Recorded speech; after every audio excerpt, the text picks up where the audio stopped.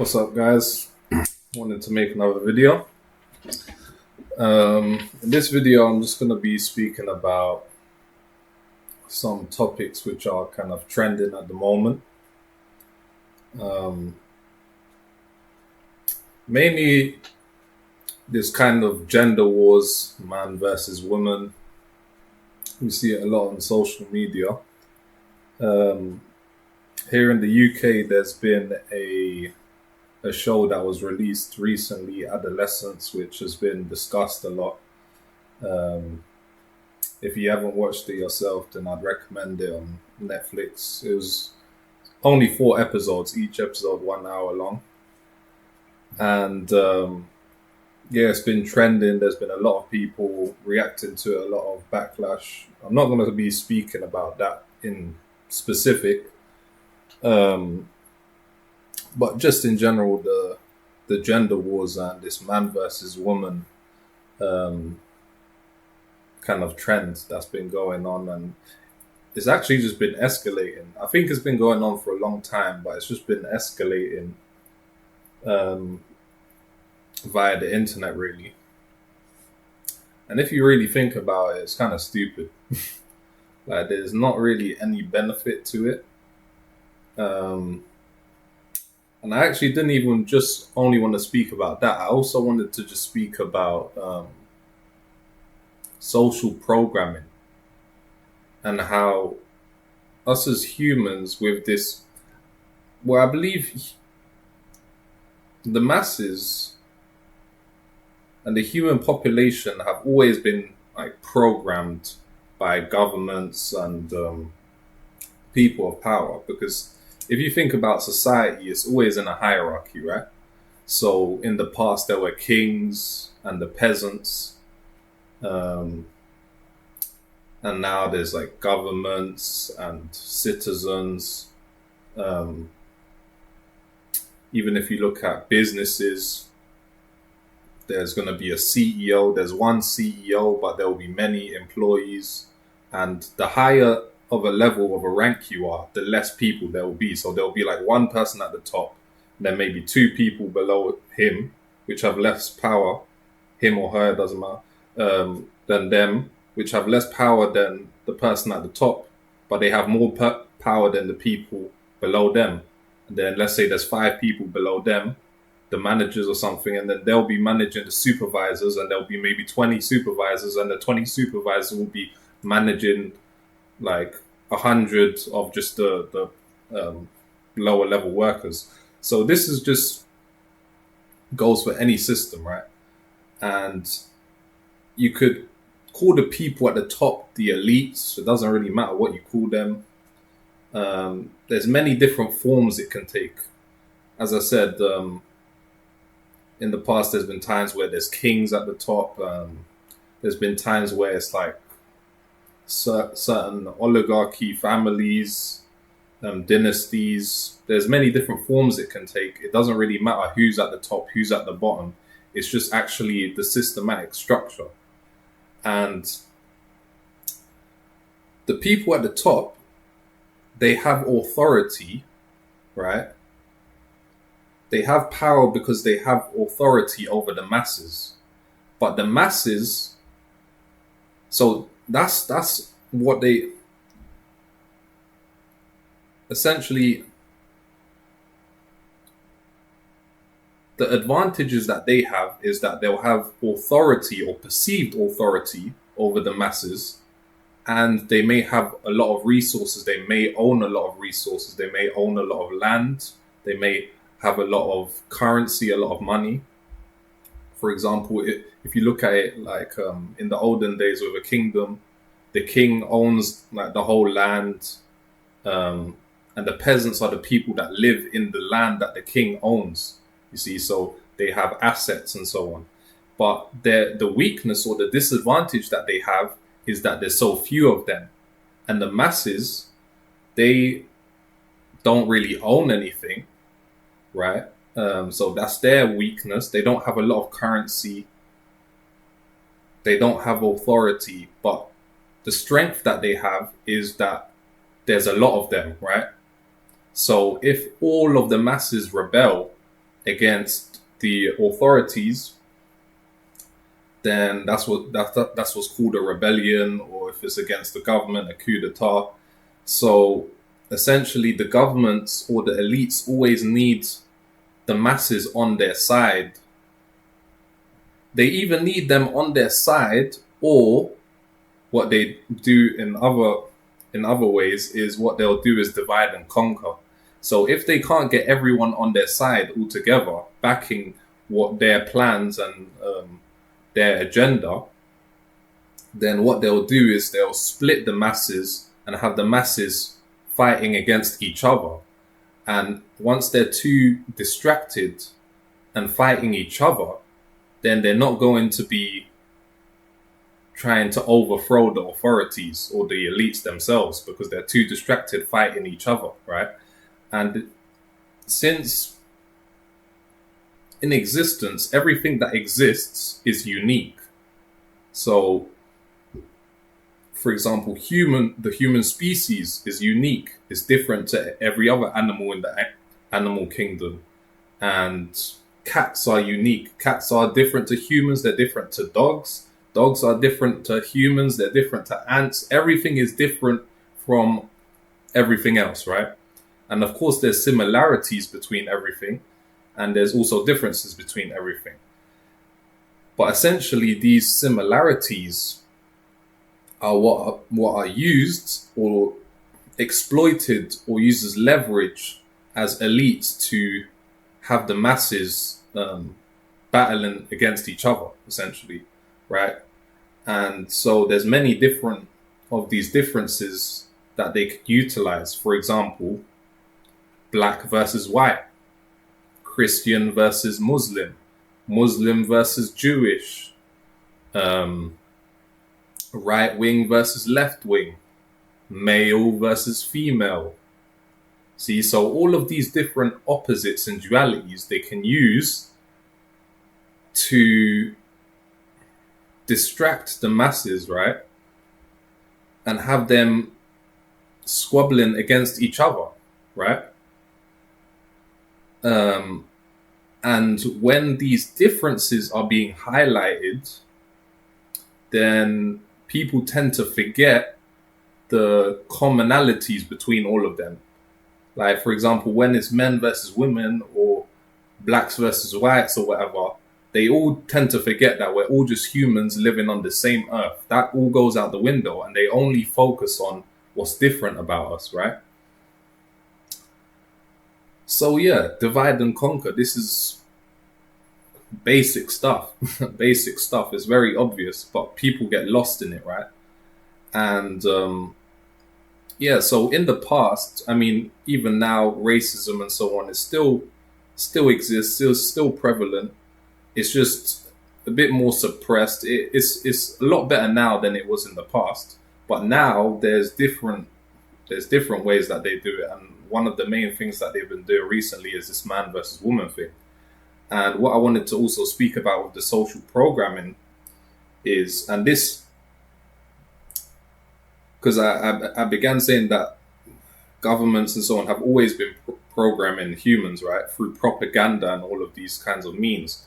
However, in the modern age, due to technology, the internet, social media, they have much more powerful tools to do these schemes, right? And especially these new powerful algorithms where, for example, if you make an account on any social media, right, it will know whether you're a man or whether you're a woman. It will know because you put in your date of birth. It will know what age bracket you're in. It will know what generation you're in. And it will even know your geography, what country you're in.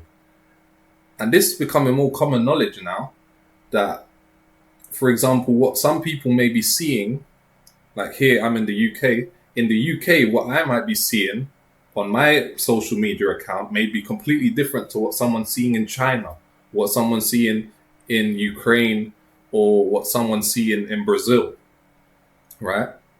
And depending on your age, you might be seeing different things, what generation you're in. Because each generation even though there's similarities between all the generations, there's also differences between all the generations because they all were born in different times, different periods. They've all had different experiences, so they've all turned out slightly different, right? So it's nature and nurture. Of course, in the nature aspect, we're all the same, we're all humans, but the nurture aspect is always variable. So each generation has different opinions, have different values. Which country you're born in, you will have different values, different opinions, different experiences.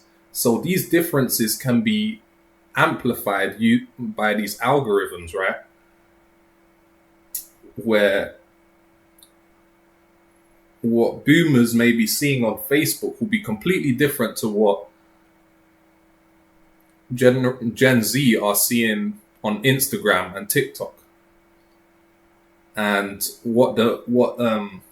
and even within the same generation, what the Gen Z males are seeing on their feed is completely different to what the Gen Z females are seeing on their feed. And what I've actually realized, I genuinely think that why, for example, because you can check the statistics, I think that there's for any given effect, because we know that everything in this realm of duality is subject to the law of causality, right? But I think that most people tend to think very simplistically about what the cause of any given effect is. We tend to assume that there is always one cause for one effect, but usually it's a lot more nuanced and complex than that. Usually there's multiple different factors which cause any given effect, right? So you can't reduce particular outcome to just one variable or one kind of cause, right? So it's complex. There's many different reasons for why these trends are happening. What I'm speaking about with these trends is, for example, why there's a lot less intimacy happening between the male and female gender. There's a lot less. There's a lot more people who are single. The lowest birth rates that's been seen in decades. It keeps on declining, and just general disdain that each of the genders have between each other, right? And so my whole point is that there's many reasons why this is occurring, and I think that one of the main reasons is the economic situation. I believe that that's one of the core factors, which I also went in a lot deeper. I think I might put the video in the description. I've also spoken about this in depth in another video, which was called "The Real Reason Between the Modern Dating Crisis," where I highlighted certain aspects, like, for example, how inflation is essentially, it keeps on getting worse. The what's the technical term for it?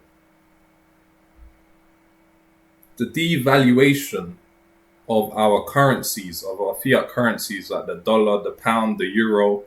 Essentially, as time progresses, the purchasing power keeps on decreasing, right?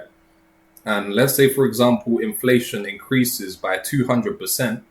The wages may increase, but they may increase by 20%.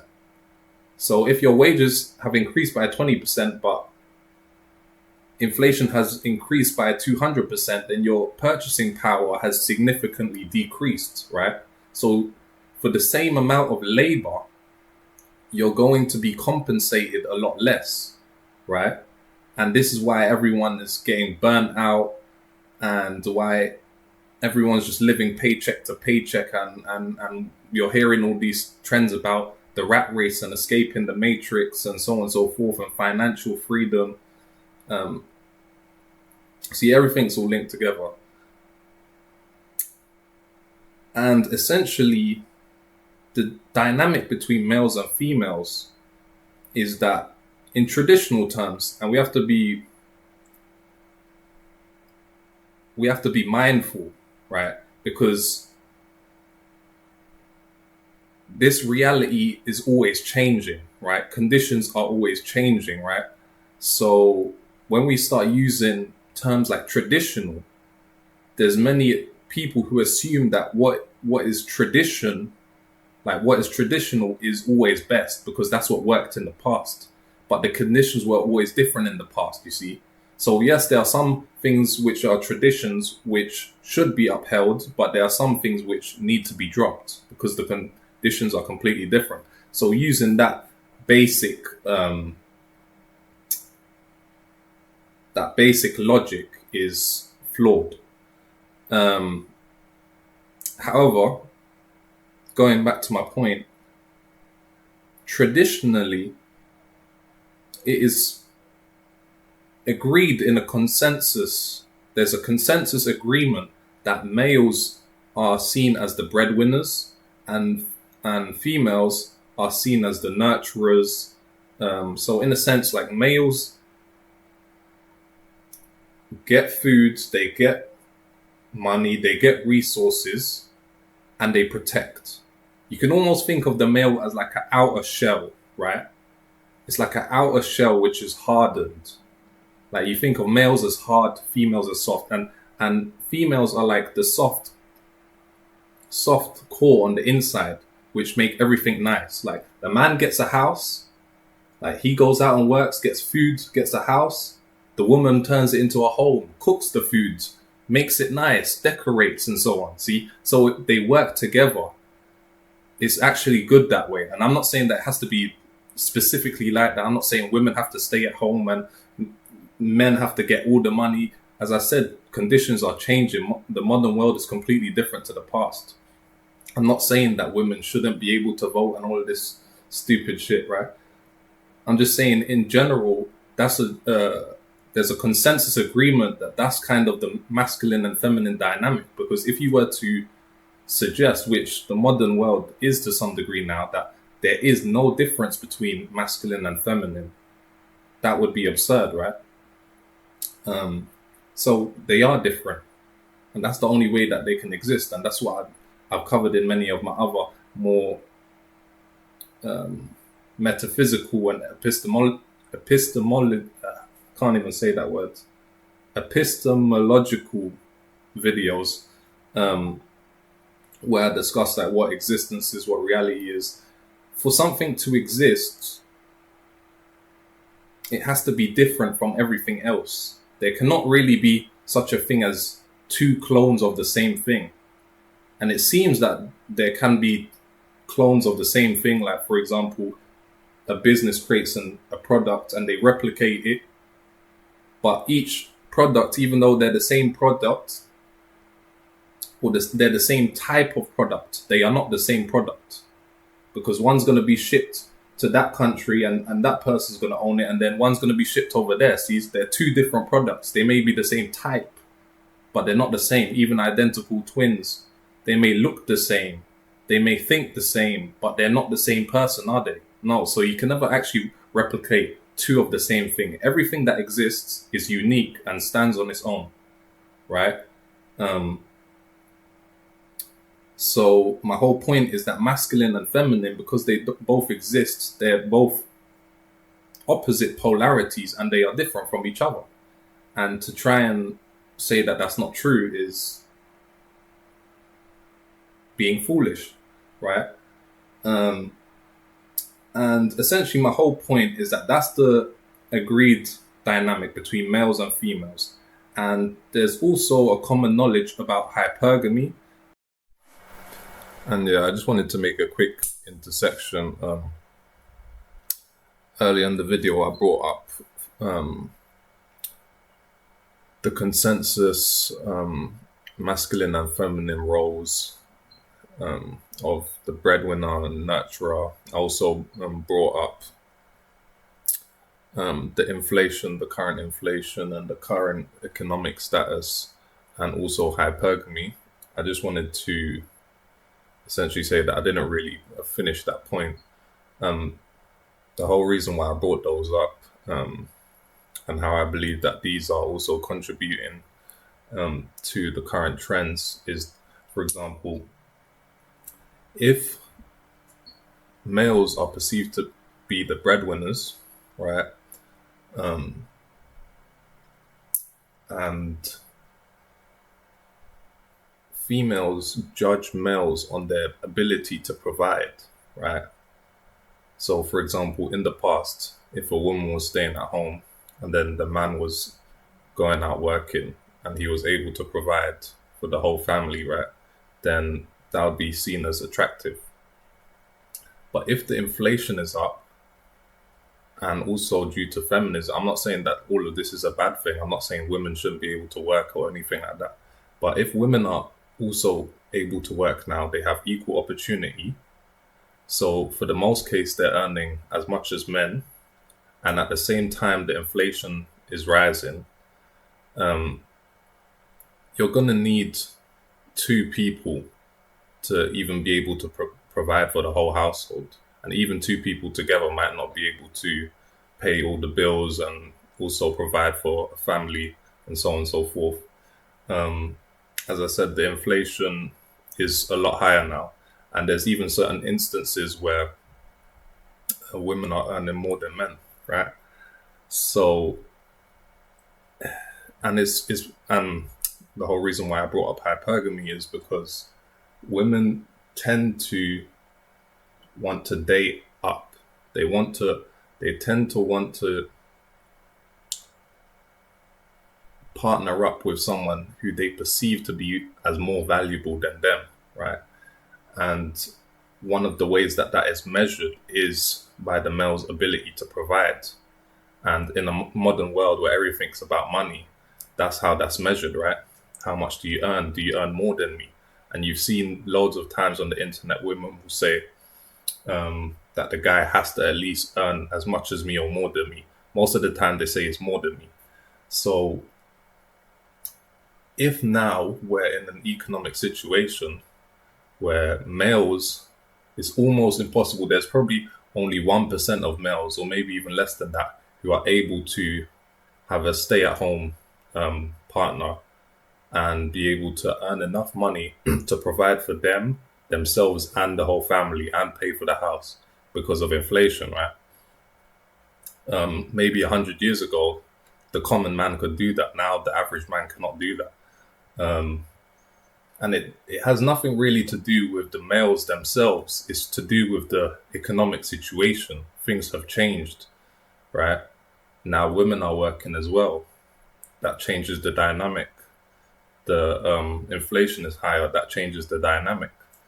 Um, However, people don't really look at these details. So many times you'll see on the internet where women will say, "Oh, men used to be fighting wars. They used to be out here providing for the whole family. Now they can't even do this or do that."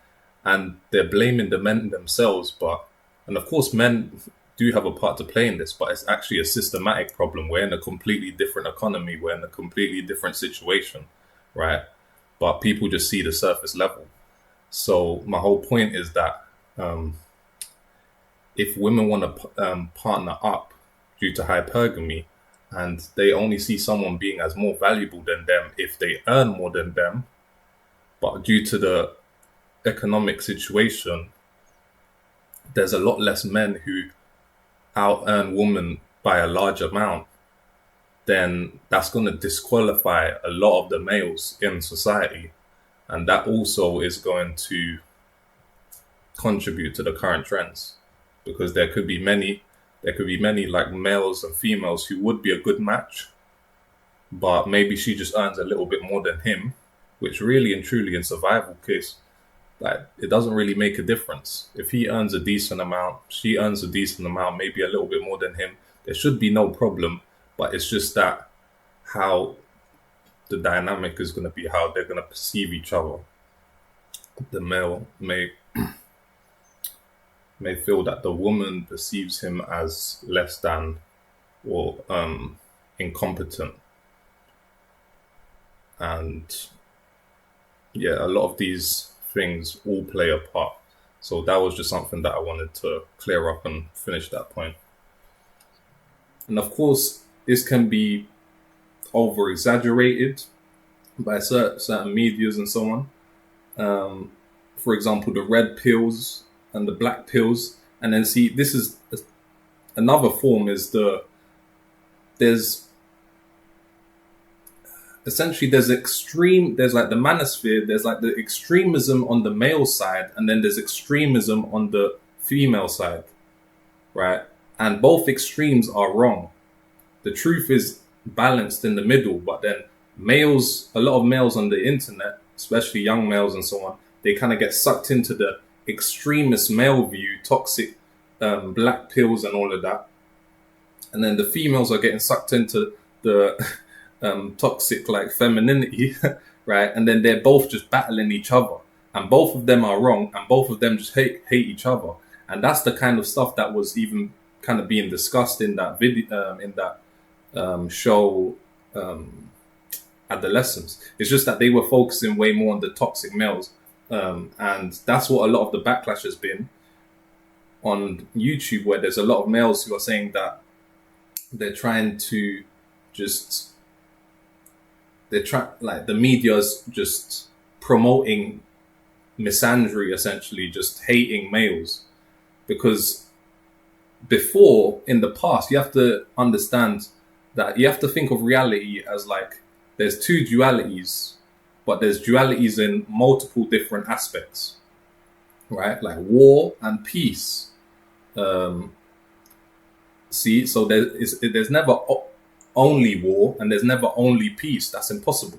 So people who want only peace is stupid. See, reality kind of oscillates. It's like a pendulum. There'll be times of war and there'll be times of peace. And it goes the same for every duality. And so, for example, in the past, with the patriarchy or whatever, there was a time where females were highly oppressed, right? And now, with feminism and so on, reality is almost swinging to the other side of the pendulum. And now, even though I don't think it's the right way to do it, it's almost like society is trying to counterbalance the oppression of the females in the past, and is trying to now kind of demonize masculinity with this toxic masculinity, and trying to only focus on that, right? And that's kind of what it was in that show. And I do agree with some of the critics of that show, where it was trying to say that, like it's trying to almost portray an image that all these young males hate females and they're causing violence to them. I'm sure there are some instances where that has occurred, but that's not the case for all of them. But I do agree that the young generation are highly vulnerable and susceptible to all of this new media, which is the whole point of this video, is that this media and the algorithms of social media, they can be curated.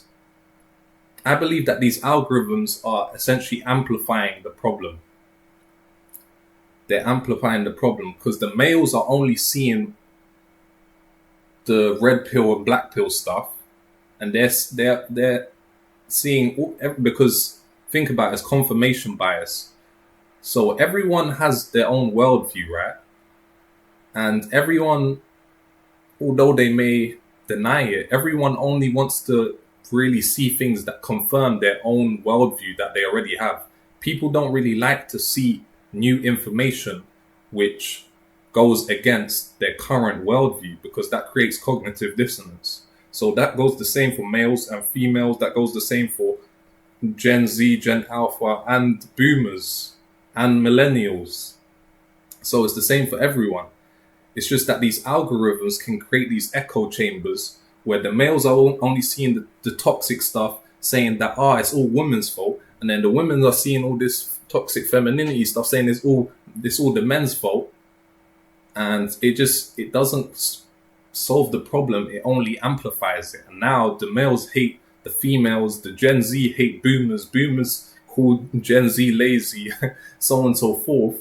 and everyone's just battling each other, not seeing the core problem, which is that all of these problems are a systematic problem. It's not that it's only the males or it's only the females or it's only Gen Z or only this person or it's only the blacks or it's only the whites. No, it's a systematic problem. What people don't understand, right, is that the moment that there are multiple parties, in reality, this is why like complete peace is impossible. It's actually impossible. There will always be conflict. There will always be conflict. We can try and reduce it as much as possible, but there will always be conflict. Why? Because the moment that there are two or more parties with their own agendas and limited resources, which is the case in this world, then there will always be conflict because the opposite parties with different agendas are going to be battling each other for the same resources. So, for example, let's say there's black people and then there's white people, and then the black people identify as I'm black, I'm a black person, and then the white people identify I am a white person. I want my white people and my white family to succeed, and then the black person is going to think, oh, I'm a black person. I want my people, my black community to survive and thrive. But they both need money and resources to survive. But then there's a limited amount of money. So what's going to happen? The black people and the white people are going to be battling over that same resource. And then let's say you have males and females. See, it all links in with identity as well. That's the core issue as well, is identity. All of this stuff is hinges upon identity. And the problem is that the males identify, oh, I'm a man, and I'm a man, I'm a masculine man, so on and so forth. And then the women are identifying with, I'm a female, girl boss, and feminism, and so on and so forth. And then the females want only the females to win. See, because then they start identifying with, I'm a female, and they want their girlfriends to win. And then now they start to hate men because they see men as the opposition. And then the men see the women as the opposition, rather than being two complementary dualities which are supposed to complement each other and work together in a union. See? So I feel like this is essentially the problem. And I know I've covered a lot of information there. Let me think if I can conclude it. One second.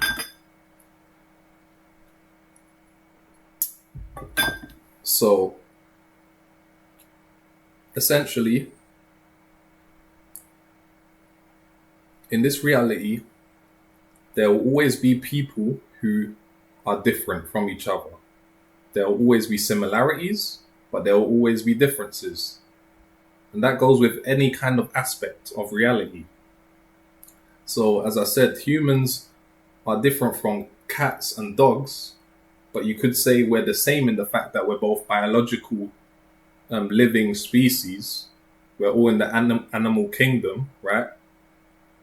See, so there's differences and there's similarities. And whenever there's differences, conflict is inevitable, right? Because there's different agendas and different identities, and these different identities are biased, self-biased. Every single different kind of group of people are biased to themselves. Everyone is self-biased. This is the problem, is essentially selfishness is at the core of this as well. And so conflict is inevitable because there's limited resources, and these different groups which hinge on identity are going to be battling against each other. This bleeds into politics as well. The right wing versus the left wing, and so on and so forth, when really they're supposed to be working together. It's one bird. Think of it as one bird, the right wing and the left wing. Like imagine, imagine, right? You're a human with two hands, and imagine your right hand was trying to battle your left hand. That's what you're doing. No, we should be working together to pick up the object. You see, so really the whole problem is that instead of each opposite side working together in union, we're being divided and conquered by essentially programming all the opposites, whether that be black and white or male and female or this or that, to essentially be battling each other rather than working together. As I said, conflict is always going to be inevitable, but we can reduce it a lot more than it is now. I believe that the conflict and just the degeneration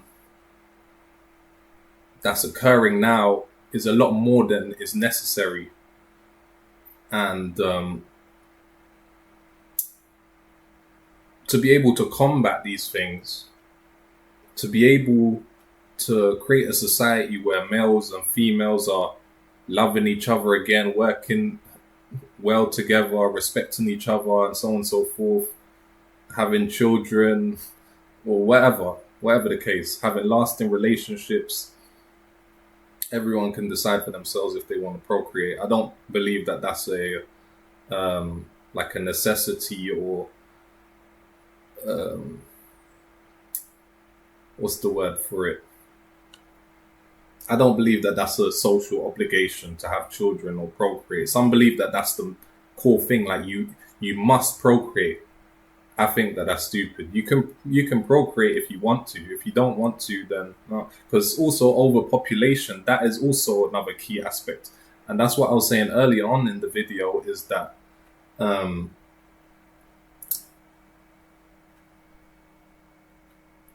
all of these trends which are happening right now are being caused by many different aspects. There are many different causes.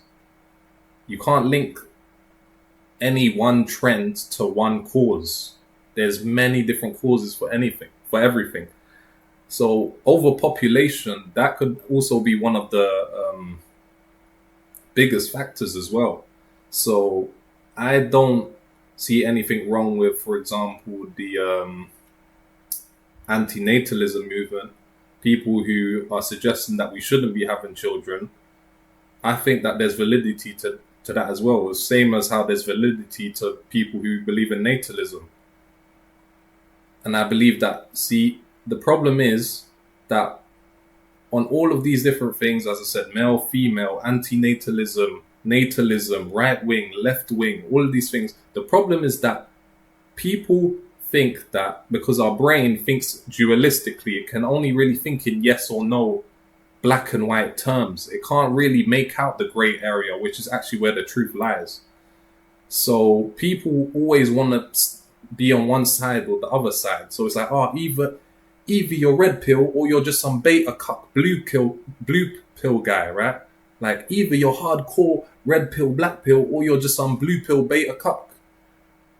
And then you see what I'm saying? So people kind of get caught in this, like you have to pick a side, and then we assume that one of the sides has to be right, meaning the other side has to be wrong, when actually both sides have validities to them and both sides have blind spots. So we're only going to get the whole truth and be completely congruent and accurate if we see the merit to each side and the drawdowns to each side, no matter what the duality is or the dichotomy or the opposition. It doesn't matter which one we're speaking about. Within this video, I've spoken about many different examples. Another point as well with the social programming, of course, I spoke about how social media and all of these things play a part. And I also did mention that show Adolescence. And I'll earlier, prior to making this video, I saw a lot of different reactions to that series. I also saw, at first I watched a lot more male reactions to the series and what they thought about it. And that's essentially what I said it in this whole video, is that, for example, males will be watching more male biased views and females will be watching more female biased views. But even after now, I've just watched a few female reviews of the video. That way I can get a more clear and unbiased view of the situation.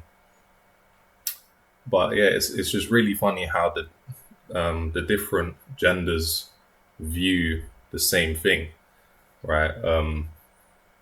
Like, for example, a lot of the males was suggesting that it's almost just all propaganda. That whole show is propaganda just to promote this male hating toxic masculinity, trying to portray males as just being so toxic, right? And then on the other side, the females, like, it's crazy how different they see it. Like, I was seeing people in females in in the video where a female was reviewing it. I was seeing the comments what the females were writing, and they was calling like males like they're abusers and things like this. So really and truly, yeah, shows like Adolescence, this also plays a part with the social programming, because on the surface it seems like it's trying to make the situation better and highlight these problems, but actually underneath, what it does is it just divides the two the two sides even further, right? Because the women get more solidified with the view that males are just evil, toxic people who just want to be violent to them, and then the males are also get more solidified in their view that society hates men and this and that. So it actually just makes the problem worse. So it's in these subtle ways that the programming occurs. A lot of the times it can be hidden in ways where it seems like this kind of media is just highlighting the issue and trying to make things better, when it's actually just exacerbating the problem. Yeah, I also wanted to add, yeah, I've just been watching kind of some more um, female kind of content on how they kind of view toxic masculinity and the patriarchy and so on. And of course, I've watched a lot of male content, so I can kind of compare and contrast. But it's so crazy how deep the social programming goes on both sides. Like, I see a lot of males saying that we live in a matriarchal, gynocentric society. But then when you watch the females, they say that it's the patriarchy. And there's this kind of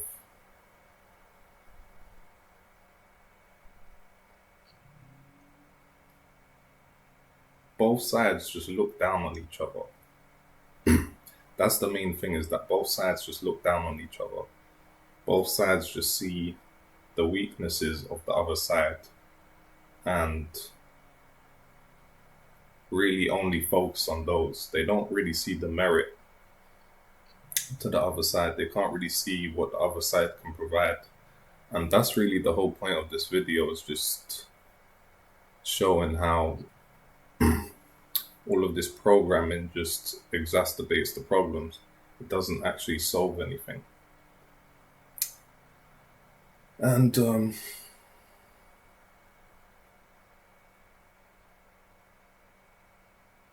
yeah, it just seems like things are just going to get worse and worse.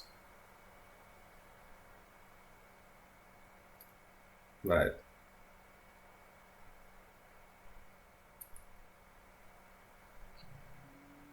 and I think that's one thing that the show, for example, Adolescence, did do right, is that it highlighted how the younger generations are very vulnerable to this kind of stuff, to this programming.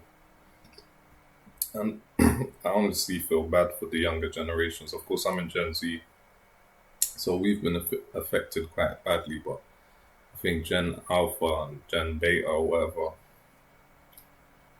I can only I can only imagine how that's going to go. It's just going to get perpetually worse.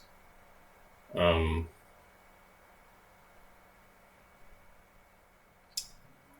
and, well, there is evidence as well that this has been socially engineered.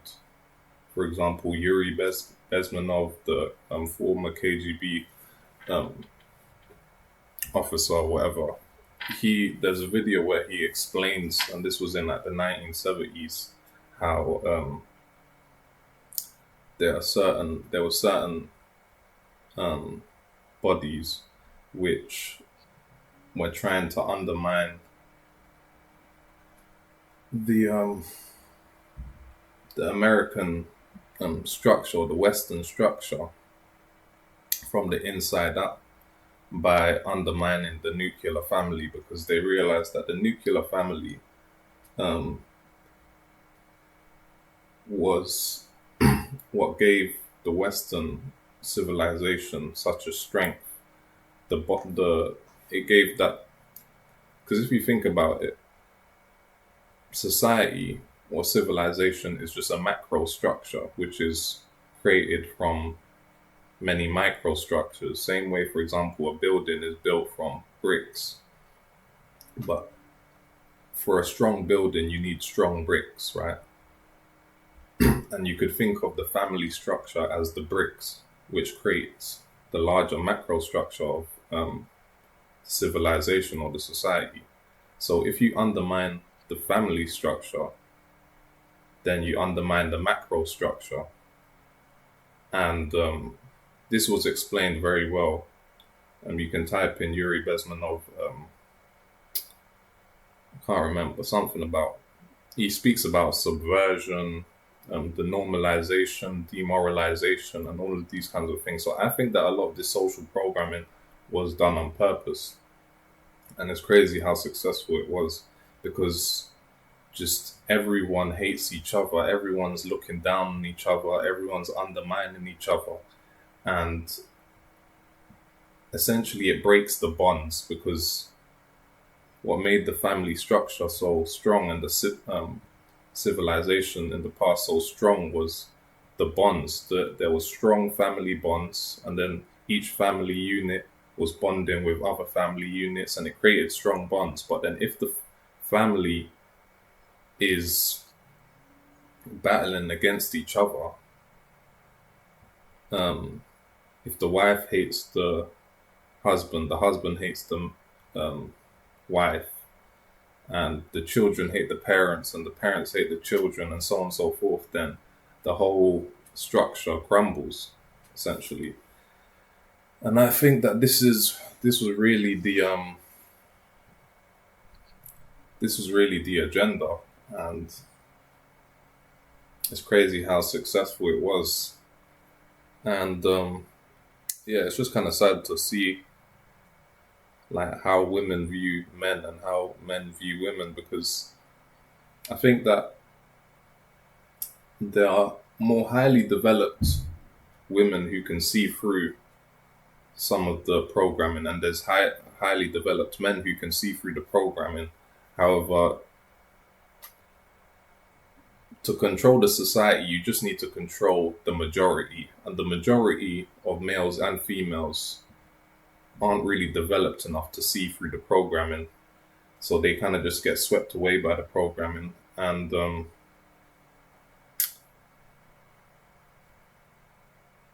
yeah, I would be lying if I were to say that there aren't a lot of men who look down on women and see them as weak and see them just as kind of sexual objects. I would be lying if I said that that wasn't the case. And I would also be lying if I said that it wasn't the case that a lot of women, they just view males as toxic and beneath them, and they like, literally I was watching some videos, and some of the women were saying, oh, women have out evolved men and all of this kind of stuff, and we don't need men, girl boss, and so on and so forth. So it's literally on both sides, they're just both delusional. Like on the women's side of things, I see videos speaking like Men thrive on mediocrity. Women are the real alphas. Toxic masculinity. Women have out evolved men. Things like this. Essentially, they will see videos which blame solely men and put no blame on women at all. And on the male side of things, you'll hear things like um, feminism destroyed dating, your woman's gonna cheat on you, um, women are just trying to use you for your resources, things like this, and it's only women's fault, nothing to do with men. See, so on both sides, you're getting the same message, just opposite. Men are seeing content which suggests that it's all women's fault, and women are seeing content which suggests that it's all male's fault. And this is at the root of the problem. There's no accountability on both sides, and it's just a blame game. And yeah, it's just crazy how it's unfolding.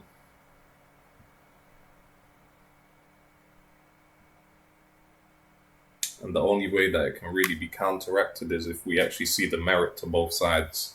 We see that males are not perfect, females are not perfect. They both have merit, they both have drawdowns, and we have to actually work together. Otherwise, it's never going to work. So, yeah, I think I'm going to leave that one there because I could probably carry on talking indefinitely. But I think I covered a lot of information. Write in the comments what you think. If you think I said anything wrong, or if you agreed with anything. If you enjoyed the video, give it a like. If you want me to make another part or expand on it, let me know. And also, if you like to watch my videos and you haven't subscribed already, please subscribe. I don't know if I just said that. I never really usually tell people to subscribe to my videos, but probably should get into that habit. And yeah, I'm going to try and make videos more consistently because I actually do enjoy making videos. It's just sometimes I don't really know what to speak about. I think I've covered a lot of the core topics that I like to speak about, like in terms of spirituality and so on. But with that, you can always speak about it more. There's many different ways you can speak about it. But I think that I could also create a lot more videos if I also just speak about just current topics in human society, since we are humans. So yeah, let me know if you enjoyed it, what you thought, and cheers. Have a nice one.